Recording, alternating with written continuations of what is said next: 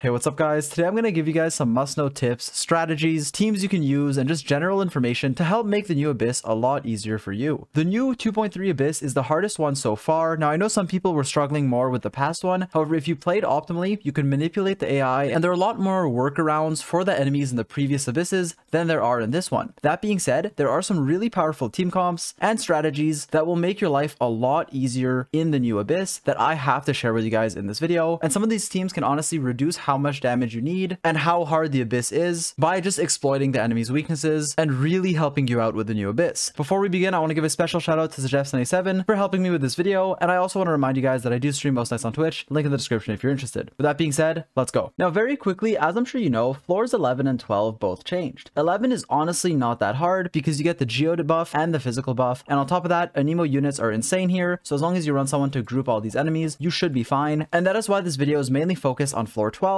which is the floor that has the super hard DPS check and the very annoying enemies. Some rapid fire advice for floor 11 in case you're struggling though is obviously use Anemo characters on each half to group the enemies, especially for 11-1. For the Karagi, make sure you kill them at the same time if possible. Look out for the black aura on the frost arm lava churl, as that can deal a lot of damage when he does decide to shockwave you. And lastly, for 11-3, while the first half can be painful because of the specters and the mimics, for the second half, the main thing you want to know is that the ruin cruiser is the only enemy that can actually teleport away from you, so you want to just look out for that and ideally stun him in place. But with that being said, let's move on to floor 12. I think a good place to start is giving you guys a quick recap or just a quick preview of what the enemies actually are, and then we'll move on to the summaries. So 12-1 has these Rifthounds, Thundercraven Rifthound, and then the Rock one, so Electro and then Geo. The second chamber has 2 Geo Vishafs on the first half, and then 3 Maguu kenkis on the second half. These 3 are very annoying, and you ideally want to try to hit them all at once to make your life a lot easier. Lastly, for the third chamber, there's the Rifthounds again, but this time they're paired with other enemies. On the first half of 12-3, there's going to be these ruin enemies, and then on the second half it starts with the Rifthounds, and then after you defeat them there will be 2 ruin guards that summon. Now if that doesn't sound too difficult, the problem with the Rifthounds is that not only do they have a stupid amount of HP, like I'm talking a lot of HP, but they can also dash around a lot, and they do have a lot of RNG involved, meaning they can do some random attacks, which makes them just a lot harder to deal with, but there are some ways to work around this. So the first tip I'm going to give you guys for these Rifthounds is the following. First of all, while these enemies have a lot of HP, they also have a lot of resistance. They have 25% resistance to every element, which means you're going to be dealing just less damage. However, there are some ways to work around this. The main thing to know is that the Electro Rifthounds and the Geo Rifthounds are both weak to their respective element. When you're using Electro against the Electro Rifthound, he will lose 65% resistance to that Electro, basically just making you deal way more damage through Electro, meaning Electro teams are insane for them, and similarly Geo teams are also insane for the second half against the Geo Rifthounds. And also, obviously, this doesn't just have to be a fully Electro or a fully Geo team. You can just use supports like Fischl or Albedo, and the same can be said with other Geo and Electro characters. Something to keep in mind though is when you use the corresponding element against whichever dog you're fighting, while yes, they lose a lot of resistance, so it's highly suggested,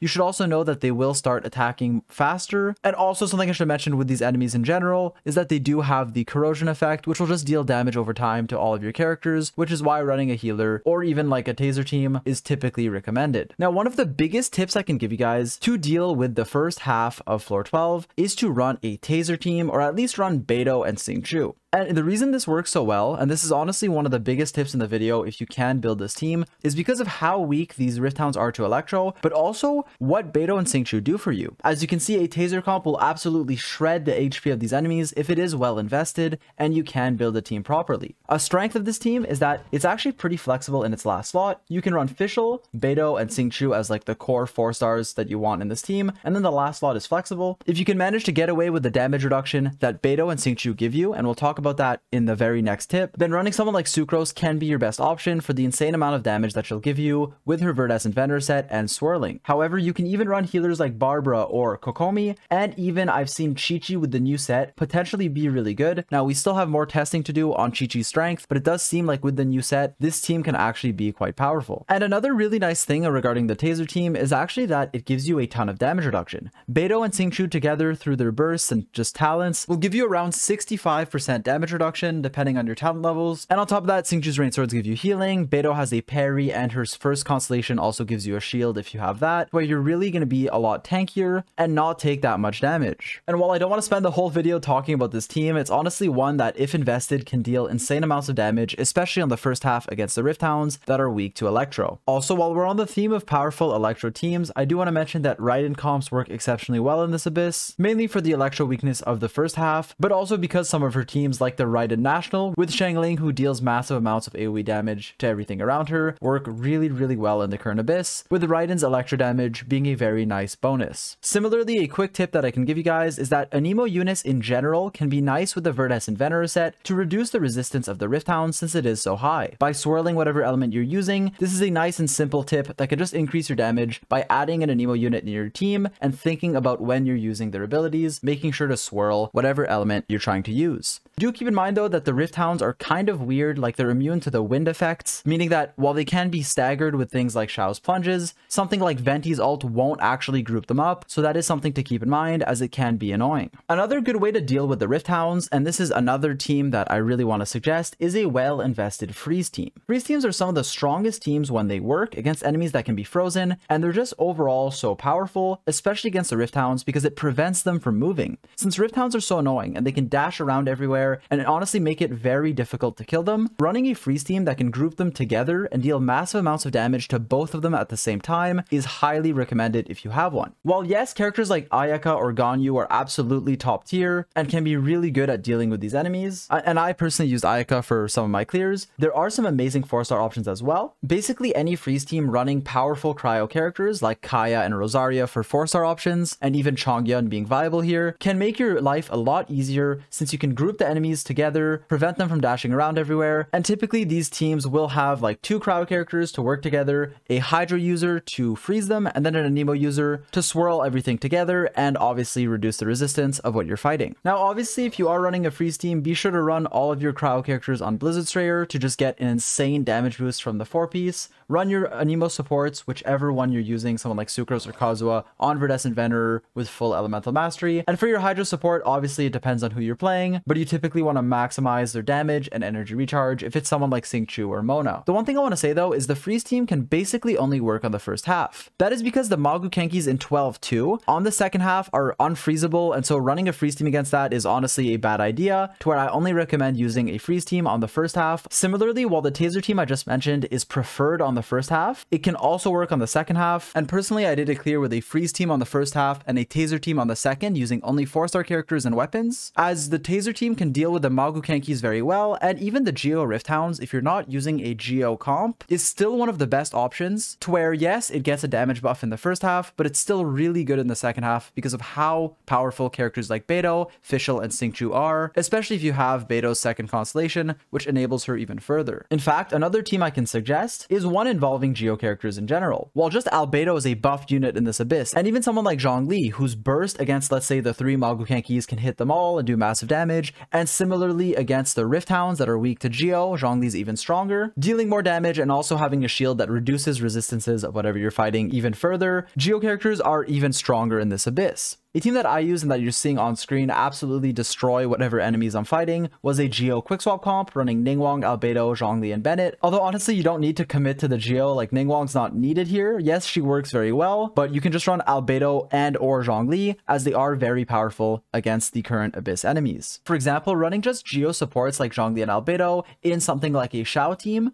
which is what I personally ran to clear this Abyss on my first try, can be very destructive, especially against the Geo dogs that are weak to them. As you can see, my Albedo did a lot of passive damage, whereas my Zhongli also used his Meteor and his resistance shredding shield, paired with the Geo resonance to make this floor a lot easier. And then someone like Xiao, for example, was also really good at dealing AoE damage and dealing with the 2 Ruin Guards that spawned after by just plunging both of them at the same time. And lastly, before I move on from team suggestions, a few that I wanted to mention are a high investment Eula team that can one-shot one-shot a lot of enemies at once, like the Maguu kenkis or the dogs, even being allowed to run on lower crit rate, maximizing your crit damage to where you can hopefully one-shot them and then reset if you miss. Also, just in general, I want to emphasize that Xiangling is really good in this abyss, not only with Raiden as I mentioned, but also in just a child team or even when paired with Xingqiu or cryo supports. Any team that utilizes her as her AoE is very strong and can hit all the enemies at once. Now, the video so far has been a lot of team suggestions. While I'll get to more enemy specific things in the next part, I do want to say that the teams you pick are honestly essential and can be a big factor on whether or not you're 9-starring, which is why I want to take so much time giving you guys good team advice to where you're not just running random units, having a much more difficult time clearing it. Now, other than just powerful teams to help you out though, I actually have some more tips to give you guys regarding some specific enemies. First of all, the cryo Maguu kenki is the most annoying one since he can dash away from you. The way to play around this that I've found, and there might be others, but the lure that I use revolves going to the top left corner of the abyss as you see on screen right now, which will lure the Maguu kenkis close to each other, and then when you go fight, they will all be there. This is the method that worked for me to prevent the Maguu kenki from immediately dashing away, making the fight a lot easier. Another thing you should know, and this is the most obvious tip, but I want to get it out of the way, is that you should try to kill all of them at the same time,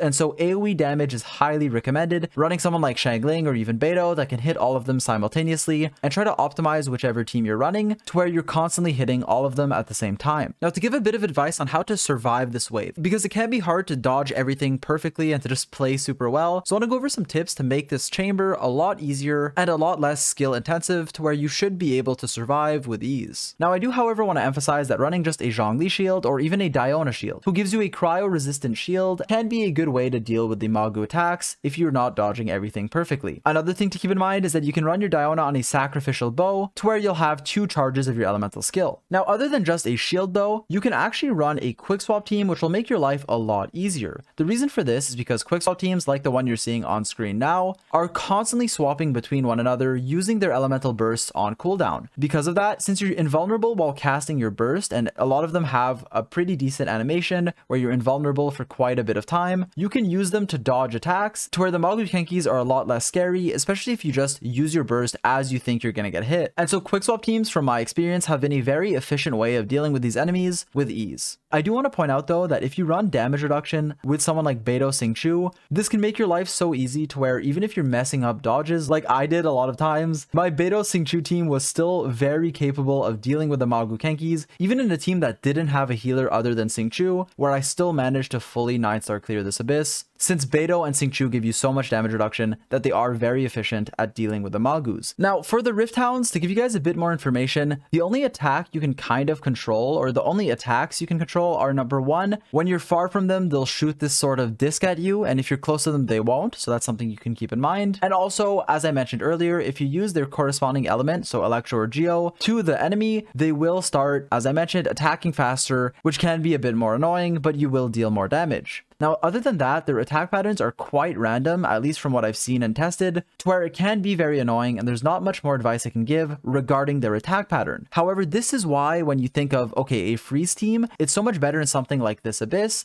because these enemies will be prevented from dashing everywhere and doing their randomized attack patterns that can be very annoying. A small tip to give for the first part of 12-3 is that the rune enemy on the right will have a chance of jumping on you. And so what I recommend doing is running to the leftmost enemy, starting to attack him, and then the right one's gonna jump on you. If this doesn't happen, there's a chance that he doesn't jump on you. I highly recommend just resetting the Abyss, since this is the first thing that happens and you're only really losing out on like 10 to 20 seconds. As a whole though, knowing these tips on how to fight these specific enemies like the Rifthounds and the Maguu kenkis as well, on top of the teams that I suggested in this video, are the main tips I can give you guys that everyone should know to clear the Abyss a lot easier. It's still going to be challenging, you still need good artifacts, floor 12 is getting harder and harder with basically every update, but the difference between someone who's kind of going in blind, not knowing what they're doing, any strategies or team comps, versus someone who's using the optimal teams. And while a lot of these teams can help make your life a lot easier, do keep in mind that you should still play the characters you have already invested in the most. For example, if you've already invested in someone like Shoutout, she can be great and you can still utilize the tips I gave in this video by pairing her, for example, with Geo supports for the second half or even Electro supports for the first one. And so while in this video I tried to include a lot of tips and teams to help you guys clear this easier, it is still quite a difficult challenge and I honestly wish there was more that I could say, but those are the most essential tips, team comps, strategies, all that you should know before going in to the next Abyss. Hopefully this helped. If it did, feel free to like and sub if you're new, but with that being said, that's about it for this video. So I'll catch you guys in the next one.